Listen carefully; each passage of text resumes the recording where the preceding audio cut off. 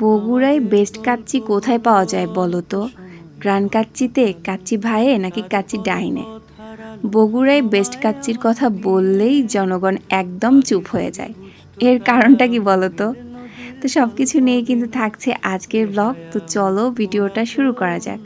আসসালামু আলাইকুম, hello everyone, কি অবস্থা সবার?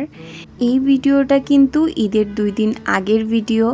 যেহেতু ঈদের দিন বা ঈদের পরে আমি বাসা থেকে একদমই বের হইনি, কোথাও ঘুরতে যাইনি, তাই অন্যদের মতো তো ঈদ ব্লগ তোমাদের সঙ্গে শেয়ার করতে পারছি না। এজন্য ঈদের আগের ভিডিওটাই তোমাদের সঙ্গে শেয়ার করছি।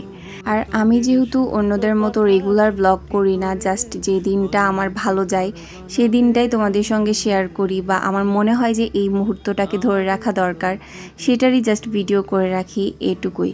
তো এই দিন আমরা স্কুল ভিজিট শেষ করে আমরা গিয়েছিলাম টিআইবি অফিসে। আর ওইখানে আমাদেরকে কফি খেতে দেওয়া হয়। দেন আমার ফ্রেন্ড ওর কাজগুলো শেষ করে নিচ্ছিল। এরপর আমরা প্ল্যান করলাম আমরা কাচ্চি খেতে যাব। তো ফার্স্টে গ্রান কাচ্চিতে যাওয়া হয়েছিল, বাট ওদের ডেকোরেশনের কাজ চলছিল, এজন্য অফ ছিল। তাই ভাবলাম যে কাচ্চি ভাইয়ে যাওয়া যাক। এরপর আমরা কাচ্চি ভাইয়ে গিয়েছিলাম আর এই লাচ্ছিটা অর্ডার করেছিলাম। আর এই গরমে এই লাচ্ছিটা খেলে তোমার জান একদম শান্তি হয়ে যাবে, এরকম একটা অবস্থা।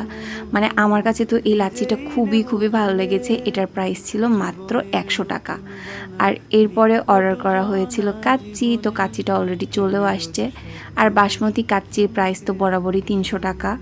আর এখানে দেখতে পাচ্ছ মাংসের সাইজগুলোও কিন্তু বেশ বড় ছিল।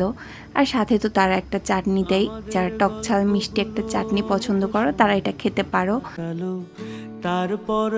আর বরাবরের মতো এবারের কাচ্চিটাও কিন্তু বেশ ঝরঝরে ছিল। আর কাচ্চিতে আলু তো একটা নায়িকার রোল প্লে করে। সো আলুটাও দেখতে পাচ্ছ বেশ সফট ছিল, আর মাংসগুলোও হাত দিয়ে সহজেই ছেঁড়া যাচ্ছিল।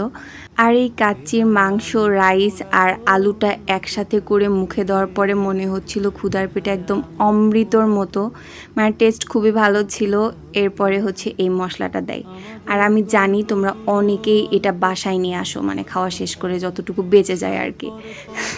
তো যাই হোক, এরপরে আমরা আমাদের হিসাব নিকাশ শেষ করলাম। আর আরেকটা বিষয় বলি, সেটা এই দিন আমার ফ্রেন্ড হানজালা হালকার উপর ঝাপসা দিয়ে আমাদেরকে ট্রিট দিয়েছে। মানে স্টোরিটা বলবো না, বাট আর কি দিছে। তো যাই হোক, এরপরে আমরা যে যার মতো বাড়ি চলে যাচ্ছিলাম। আর এইবার তোমাদেরকে লোকেশনটা বলি, যদিও এই লোকেশনটা সকলেরই জানা। এটা তোমরা দত্ত বাড়িতে আসলেই দেখতে পারবা কাচ্চি ভাই। তো বাসায় এসে বিকালে আম্মুর হাতের এই মজার আম মাখাটা খেয়েছিলাম। এটা খুবই খুবই মজার হয়েছিল। আর আমের সাথে লিচুর স্বাদ নিচ্ছিলাম এই ড্রিঙ্ক দিয়ে। তো আমি এখানে অর্ডারের কিছু চুড়ি বানাচ্ছিলাম, আর সেই সাথে আম মাখা খাচ্ছিলাম। সব কিছু মিলিয়ে দিনটা অনেক ভালো ছিল। তো আজকের ভিডিওটা ছিল এ পর্যন্তই। সবাই ভালো থাকো, সুস্থ থাকো, আর অবশ্যই আমার পেজের সাথে থাকো। আল্লাহ হাফেজ।